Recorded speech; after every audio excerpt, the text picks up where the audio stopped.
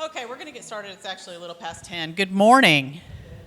How is everyone on this cool spring day? I wish it would make up its mind outside, right? I say that. I grew up in the Midwest, and it was like this. Yeah, spring and fall especially. So today's topic is all kinds of fun, but it's actually reality for a lot of us and our families.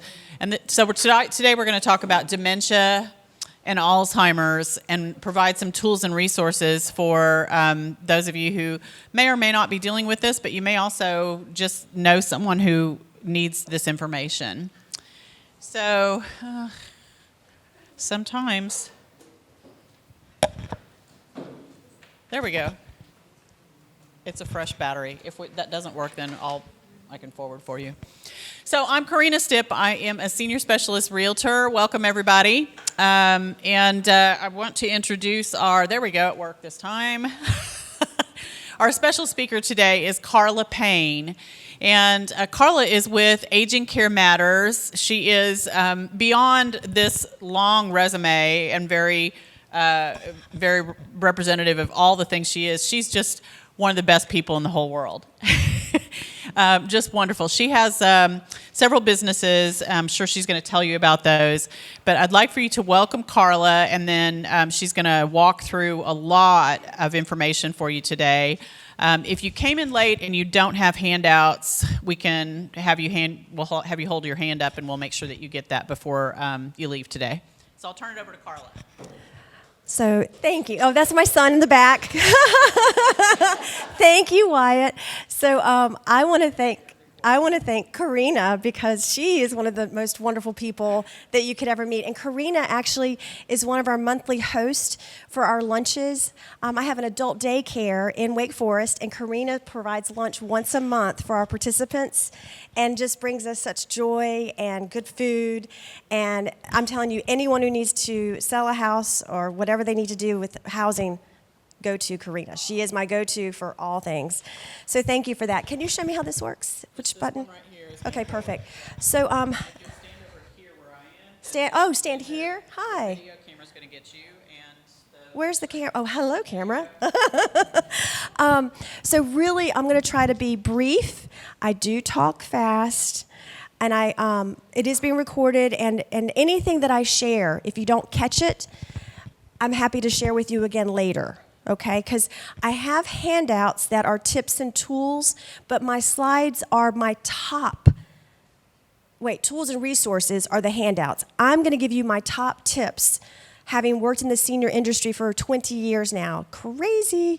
My father passed at age 71, well, too young, while I was living in Philadelphia, and he lived in Hickory, North Carolina. Any Hickory folks? No? Any Philadelphia folks? No? Okay. So I did what most people do. I called a place for mom, a free service. It was a nightmare. It was nonstop phone calls and sales pitches. They set up tours. I flew down, and we could not afford any of the places that they set up the tours for. And this was a crisis. I had to get my dad placed. It was not safe for him or for my mother. So I found the first place I could, and it was a hellhole. It was sad, it was depressing, and he passed a year later. And that was the catalyst that changed my life forever, because I started volunteering in nursing homes, and then from there I went back to grad school and studied gerontology and got my certification in gerontology, then a certification in care management, started being a care manager, which is a private social worker.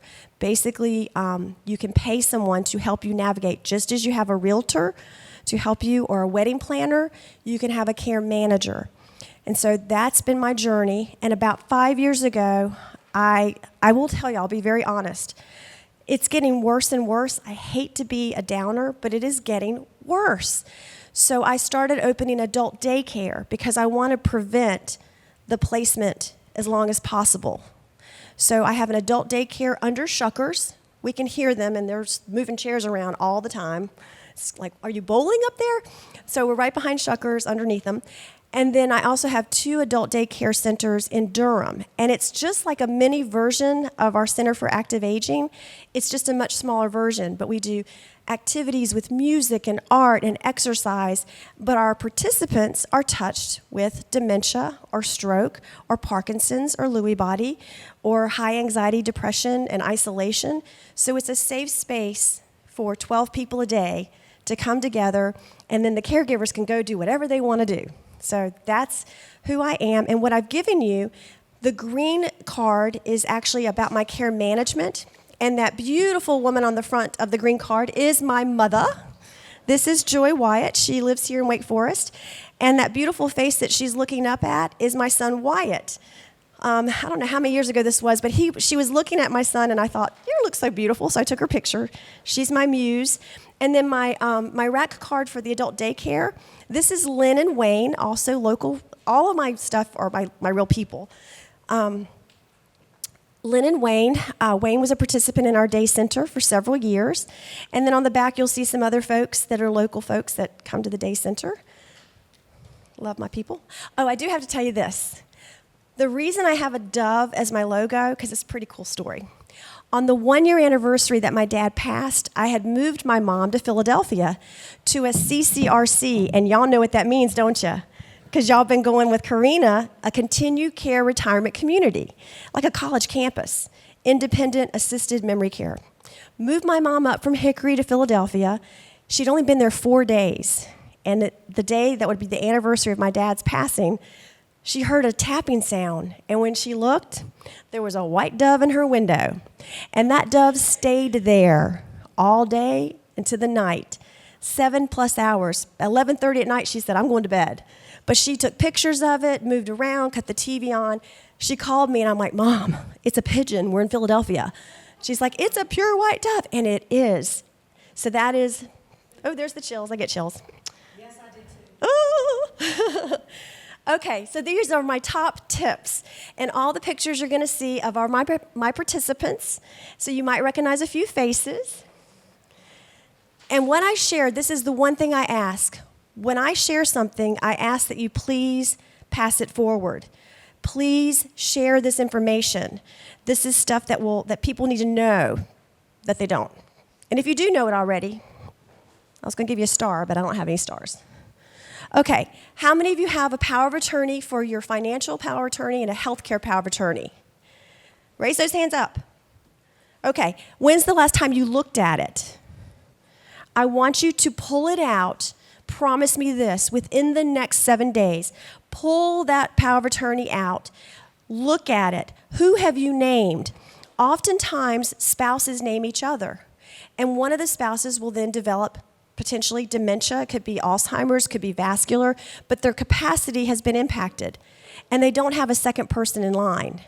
So I want you to please look at your power of attorney for your finances and for your health care, and make sure that you have a secondary person named, even a third and a fourth, because circumstances change, health issues, moves, family changes and dynamics, let me tell you, all kind of things. So that is number one.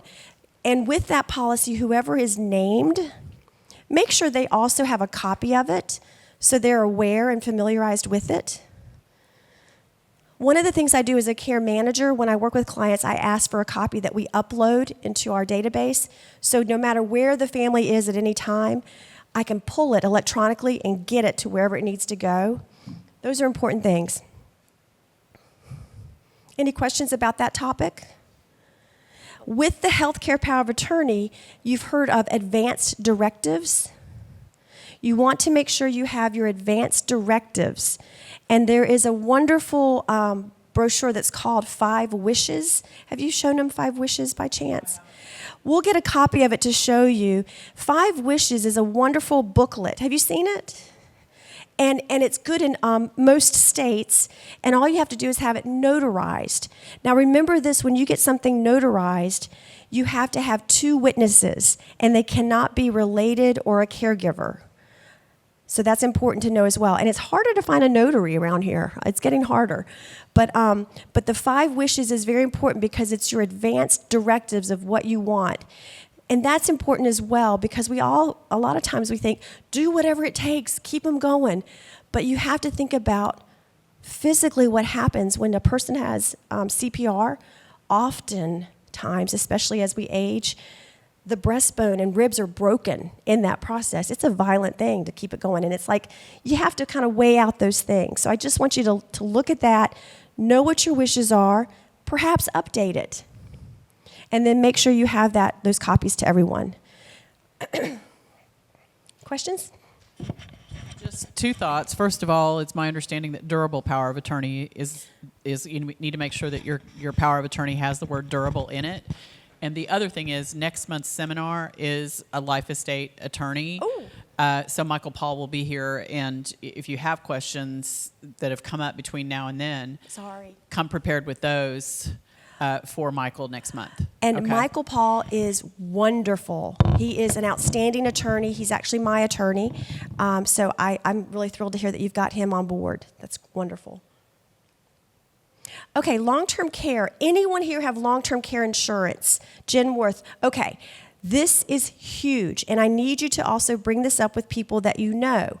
Ask them, if you have a long-term care policy, pull it out, y'all. Look at it, and you're going to look for the words elimination days. You need to know how many days you have to pay out of pocket before the policy will be activated. A lot of them are as high as 90, and I've seen as high as 120 days. And that is a long time to be paying out of pocket before you get reimbursed. And they don't make it easy, y'all. It's often a very slow snail mail. We'll send you the information. It'll take 10 business days by mail. Then you respond back and send it back. I've had clients who were going through the process of getting their long-term care activated, and they pass. Because when they started long-term care policies, they're wonderful. But we're living longer and have a lot more chronic and complex conditions. And a lot of those long-term care companies have gone out of business and had to merge with others and all kind of dynamics. They keep raising it as well. Because also, ladies, we're living longer, so our rates are higher. So with the long-term care policy, please, please look at those dates and take advantage of that as soon as you can, okay? So I have folks that are coming to the day center and using the day center as days to count towards their elimination days. I charge $100 a day to come to the center, and I'm open 10 hours. That's $10 an hour if you're there for the whole day. I only have like 2 people who get up that early, but most of my folks do. But that's a deal. If you hire an aide to come into your home, the rates are now averaging anywhere between 35 to 40 and a little bit above for 4-hour minimum. So that's $120 for 4 hours. But long-term looks at that as a day. 4 hours with an aide, $120. 10 hours at a daycare, $100. Or if you're in a memory care, sometimes folks don't even apply until they're actually in memory care or assisted living. And those are averaging, y'all are going over the numbers of the facilities, anywhere between $7,500 and I've seen as high as $7,500 a month up to $14,000 a month. I can't do the math. What 30 divided into 14? What is that? Over $400 a day, if I'm doing my math right. So use it in the least expensive way, so that when you are then getting through those elimination days, you can get reimbursed for the more expensive. It's $250 a day at $7,500. Okay. Yeah, for memory care. But that would probably be a shared room. That would be a shared, yes, or Semi-private. another thing I want to tell y'all. One of the things that I'm seeing happening in certain communities is, again, it's sales, y'all. It's sales. So just like when you go buy a car and you know they're going to give you the best sales pitch, and they'll say, are there any salesmen in here? My dad was a salesman. He was a salesman with Reader's Digest, and then he became a preacher. He just changed what he was selling. But you know, the coding, it's something I can't take off. You know, it's an extra $2,500. You gotta like really look at it as a sales, and they give you deals when they want to close the deal as it's at the end of the month, because the sales folks are getting compensated by the number of beds that are filled. It's business. okay? So y'all be business-minded. This is an emotional, huge decisions, but look at it as business. They're going to sell you, and then you get in, and then if there's issues with behaviors, which can happen with dementia, all types of different things can happen, a lot of times the communities will insist on the family hiring a private aide as well as paying. I'm not going to name any names, but again, that's something to be wary of, because if you're going into memory care, they should be trained to help with all situations, but I'm having more cases where they're in memory care, but the person's having some different behavioral challenges, and they're making the family hire a sitter. So then you're paying that on top. So that's like $23,000 a month. And then, of course, the family can't do it, and they're leaving, and then we have to try to find something else. So I just want you to go in with your eyes open, okay? I love this, father and son. Hospital stay. Are you admitted or are you under observation? They look exactly the same. So Medicare will reimburse a certain amount when you go to the hospital. But if you come back with the same issue or concern within 30 days, they don't reimburse the hospital as much. So a way to get around that is to have someone under observation while they're doing different things and treating them. So I just need you to make sure you clarify, am I fully admitted or am I under observation? Because you need to stay 3 nights before insurance will cover physical rehab. You know, oftentimes you'll go, let's say, for a hip replacement. You're in the hospital, you have the surgery, you're going through recovery at the hospital. The next step is physical rehab, which is a skilled care facility. And there you'll get physical rehab, occupational, and speech, whatever those resources that insurance covers. Medicare, traditional, have y'all gone over this? Am I repeating things they know? Traditional Medicare will cover the first 20 days, 100%. 100%. Day 21 up to 100 days, they'll cover 80%. And then your supplemental insurance would pick up the other 20. But a lot of people have Advantage plans. Advantage plans are wanting to get you out quicker. Advantage plans look great, and they've put so much money into advertising. But when it comes down to being in a facility, getting rehab or getting those supports, they want you out faster.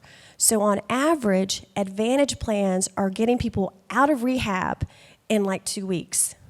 That's too soon. That's too soon. So if you have an Advantage plan, or you know someone who has an Advantage plan, and they have to go to rehab, and they're getting kind of pushed out, you need to remember this: unsafe discharge. Those are very important words. Everybody say it with me. Unsafe discharge. Same thing in the hospital. I got chills. That's an affirmation. Hospital and physical rehab. If your loved one is not prepared to go back home and be safe, you push back. You appeal, okay? It's not going to last forever, but there's that opportunity to push it at least once or twice or 3 times. Because you have to make sure there's stability, or you know what's going to happen? You're going to go right back home and right back to the emergency room and go through this thing again. I had a client who was in the emergency room one night, admitted for 2 nights, and discharged to go to rehab.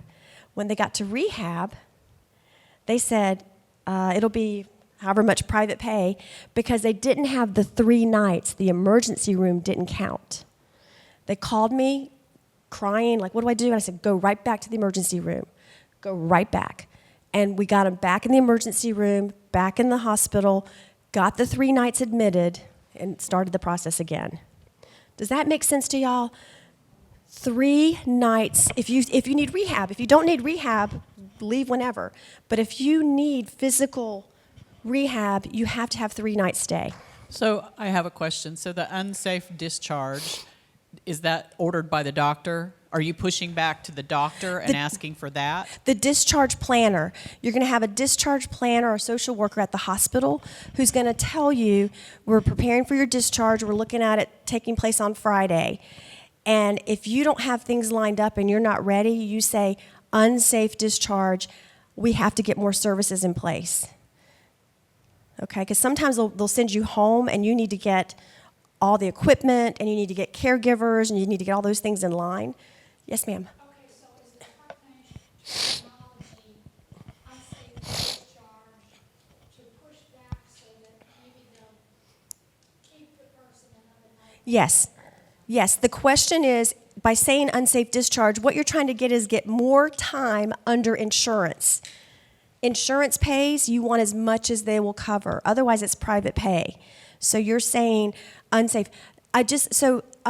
Every situation's different, but I've just had situations where folks have been in the hospital, like that case.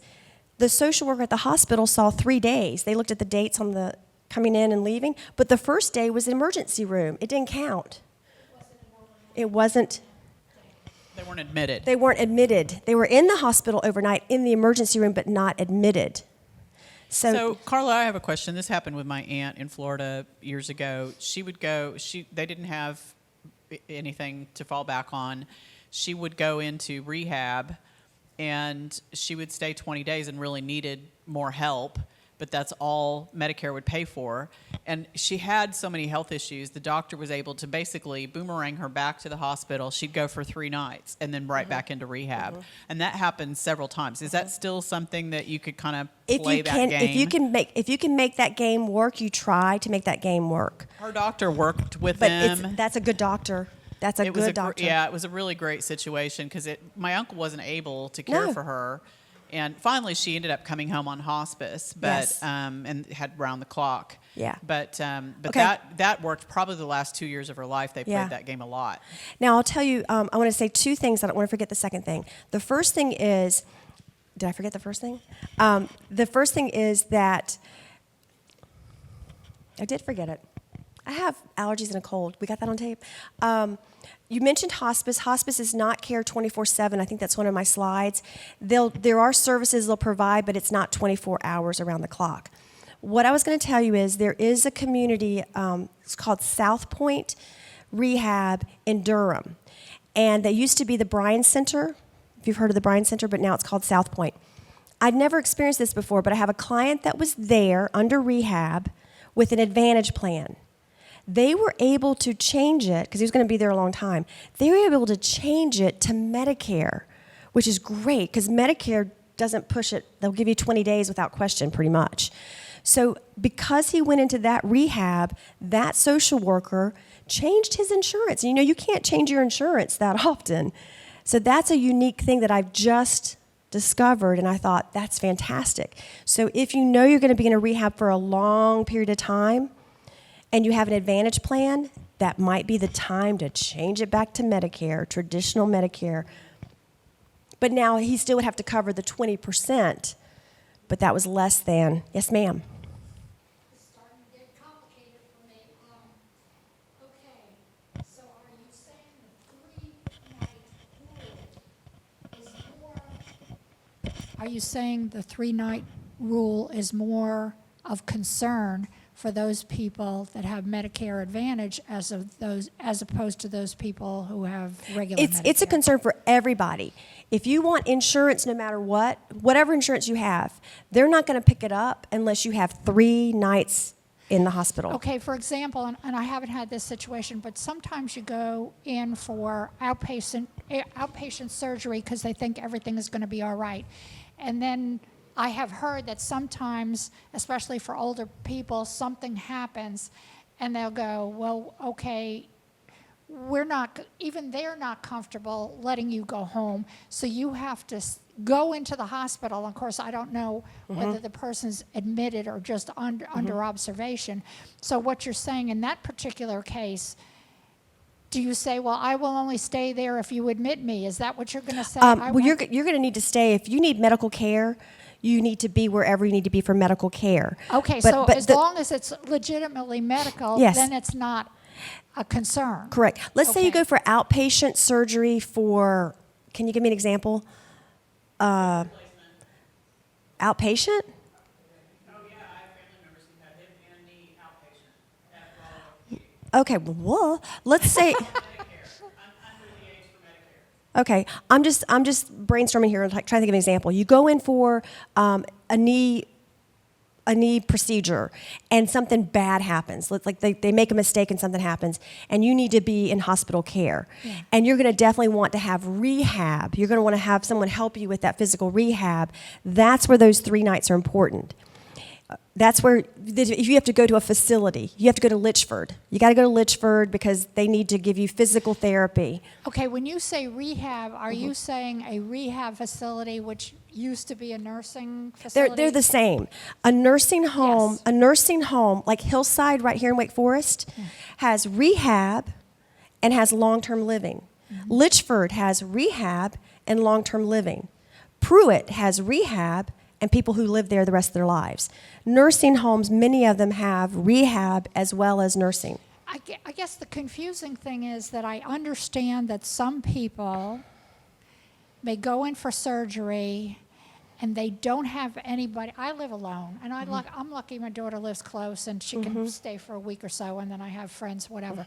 But some people don't have anybody, and they can't be sent home because they need to have some kind of assistance. And so it's my understanding that sometimes people will go to a rehab facility because they can't go home and take care of themselves. Well, So- it depends on if there's a medical need for physical therapy. Insurance is not going to pay because I got to tell you, insurance doesn't care if you don't have somebody at home to help you. They're going to tell you, the social worker's going to say, you'll need to hire a private aid, and here's a list of aids companies. Or you'll need to coordinate with your family, and they're going to put it back on you. The only way to have rehab is if there's a physical need that would require physical therapy. And there are some procedures that are done where there is a mandatory. Yes. Yeah. Yes. Some of that's in home when you first go, and then you'll do outpatient after 2 weeks of in-home visits for physical therapy after like a joint replacement. But just point in case, my mother-in-law just had her hip replaced. She's 87. She has a prosthetic leg. So in her case, we advocated for her to go to rehab and stay in the actual building afterward, because we knew that we weren't capable of giving her the kind of care that she really needed, just because, the whole lifting, all of that. And so even in that case, even with the doctor knowing, they're not allowed to make the decision until after they've been hospitalized and it's time to discharge. So then he makes the determination. Of course, we're advocating, the whole family. I mean, we're plugging for this. And so then he makes the decision, and medically she qualified because of the prosthetic leg. So that was really the catalyst to get her into rehab, and she was there at Big Rex. So they actually have a rehab that I don't think there's any, it's not actually a nursing home, it's just a rehab center, Rex but it's is hard to just get into. rehab, right? Yeah, so that's an example. I know. Here's the thing. I am a certified care manager, and I do free consultations. And you have my name and number. So if something happens, I can give you my knowledge at that moment. It is complicated, y'all, and I'm sorry. I just want you, the main thing to remember is this. Sometimes a person can be in the hospital, and it looks like everything is the same, and they're under observation. Okay, that's the main thing. Am I under observation or am I admitted? A client in Pennsylvania was under observation for 9 days. What? So that's the thing. Just ask that question. I'm not saying it happens often. I'm just saying these are experiences I've had, and I want you to get the full access to your insurance. I want insurance to cover everything as far as it'll go. Okay, so that's Why would the hospital put them under observation because and not of their admit because them? of their reimbursement. The way they get reimbursed. Okay. Because if you come back for the same issue, Oh, if that's you're why having, they get more money if you're observed. Yes. So can you then press and say, I don't care what your problem, that's your problem, not mine, I want to be admitted? Yes. I mean, because I would have no problem having that come out of my I, mouth. I think it doesn't happen But you've gotta often. know. It doesn't happen often. I'm just giving you a couple of examples that it has, and one of them was here in the last several years, where the person was in the emergency room one night, 2 nights admitted, went to Litchford. They said, "You're going to be paying privately," and I'm like, "You go," because the social worker misread the file. Okay, so I don't want to go too deep into that, but just to say, remember unsafe discharge and see if you can get more support, an extra day, an extra 3 days. And also, avoid discharges on a Friday. Try not to discharge on a Friday, because then you're going into a weekend in a skilled nursing, and you got the weekend staff, and a lot of times things, you don't even start your PT until Monday. So try to push back and have admissions on Monday, Tuesdays, or Wednesdays, if you can. Okay? Good stuff, right? Okay, everybody, Medicare, Medicaid, I'm just going to touch on this because they do get confusing, the terms. Medicare is a federal program. Oh, and there's Sarah, her birthday. That's in my Durham, one of my Durham locations. So that's a federal program for hospital and medical care. And that's like the Advantage Plans, Medicare. Medicaid is a state program that has matching with federal, and that's for low income or when you've spent down all of your resources. This is complicated. This is where you want to ask the questions of Michael Paul. I have a client who married a second marriage late in life. One of the spouses brought in their assets. The other spouse doesn't really have anything. The one that didn't really have anything now has dementia. And this person is going to need a facility at some point. I am meeting with the other spouse and their daughter tomorrow to talk about what's the plan, because that spouse does not want all of their assets to completely be gone for this person's care. So we have to think about it. The most important thing is planning ahead, because there's a 5-year look back. And you can set up trust. You can separate accounts.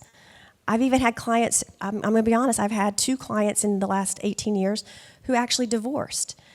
Still together, but divorced so that their assets were completely separate. Yeah. So it is crazy. Okay, medications matter. You guys, we are such a medicated society. Woo. It's a lot. So I want you to make a full list of all your medications, vitamins, supplements, everything.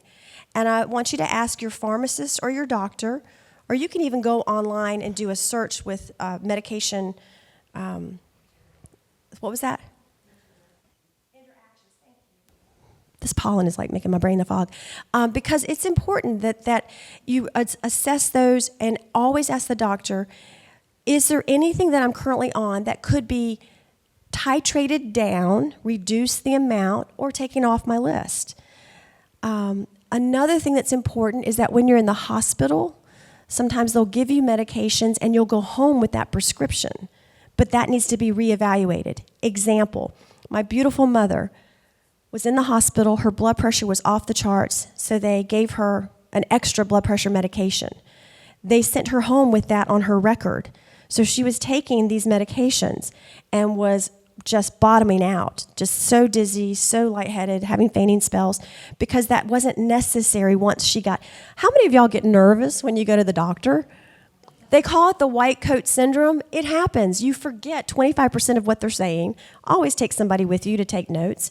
But that's the thing, is my mom was in pain and stress. Her blood pressure was up. They gave her the medication. She did not need it to continue. Okay? So that's very important.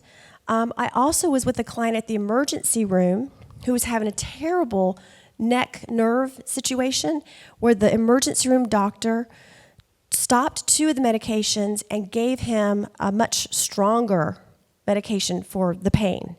But when we were going through the discharge and the person comes out and goes, here's the report of everything that happened, those 2 meds were still on there.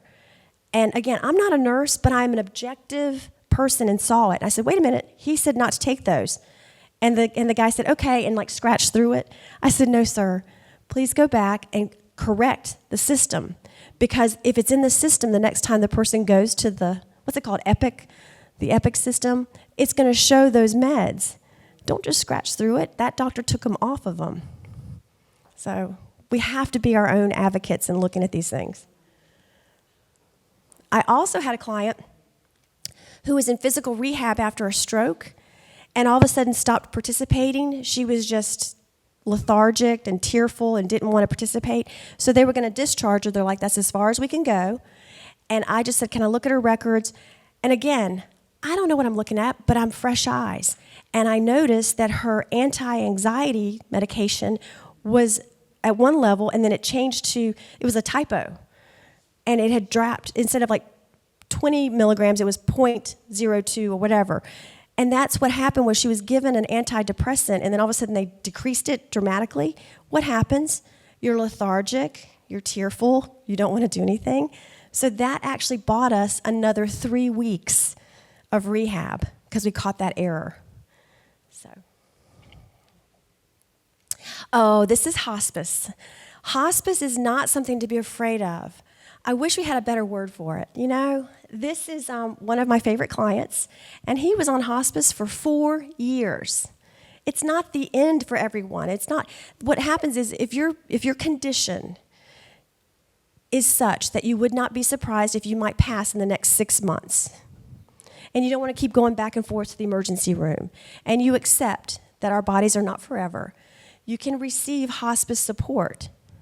And hospice is not 24/7. But let me tell you what it does give you. And this is all paid by insurance, 100%. You get a nurse who's checking in on you once or twice a week.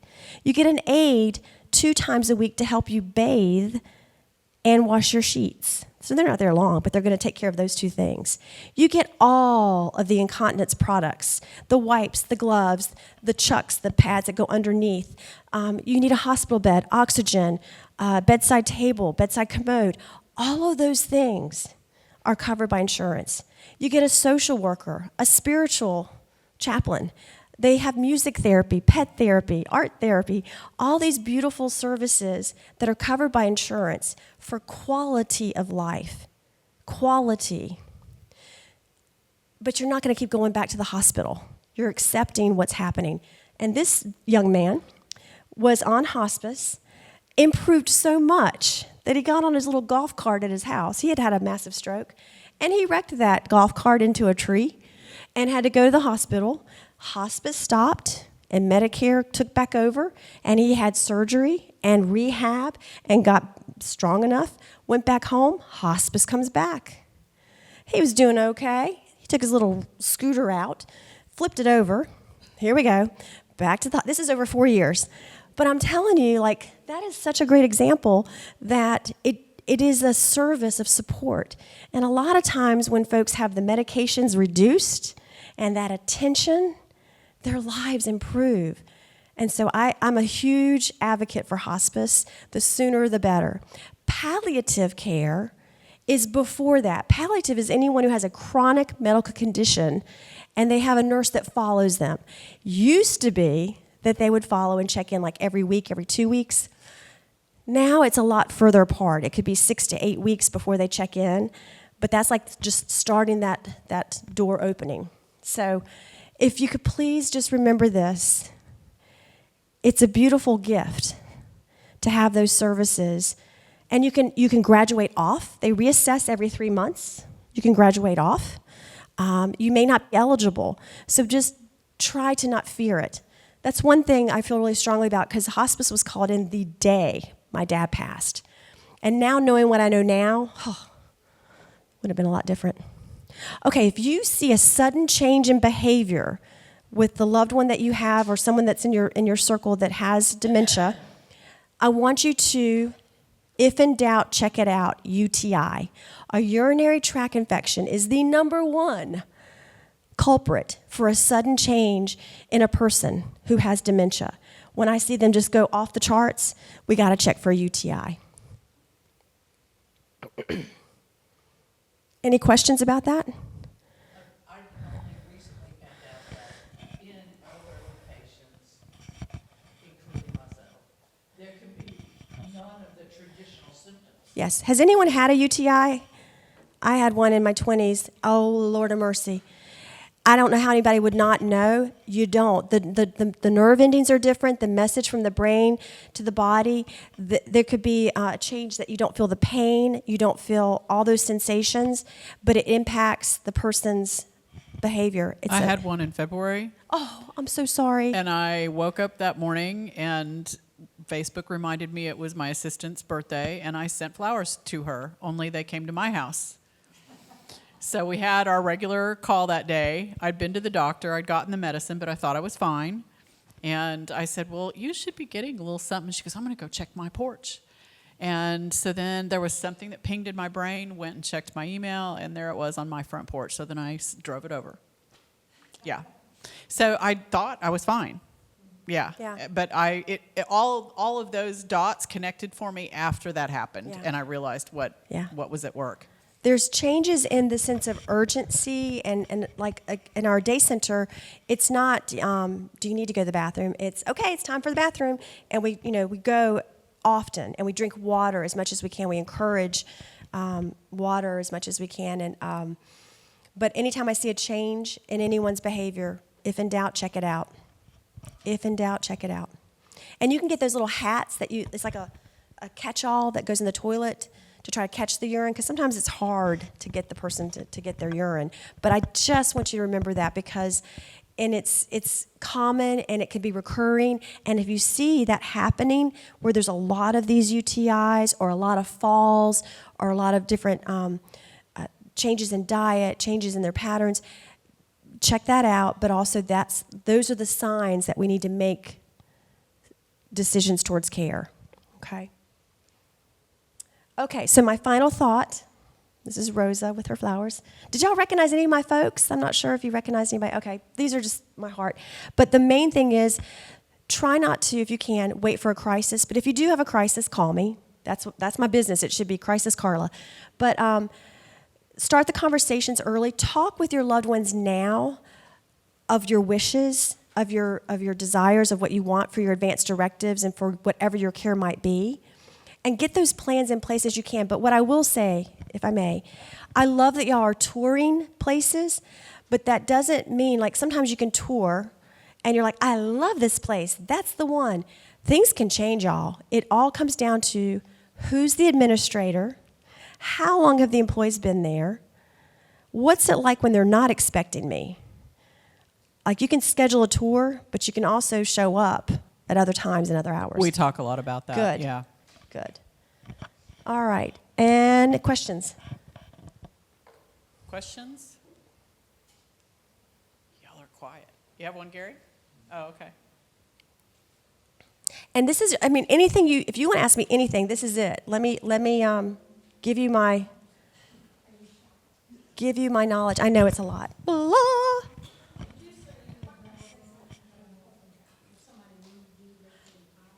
Yes, I can be hired. I'm a private care manager, and I have a team of 4 people who work with me, 4 care managers.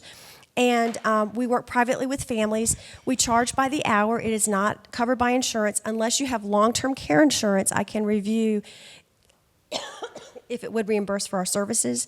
We do charge $150 an hour. However, what I can give you in 1 hour will save you in the end. I bill in 15-minute increments.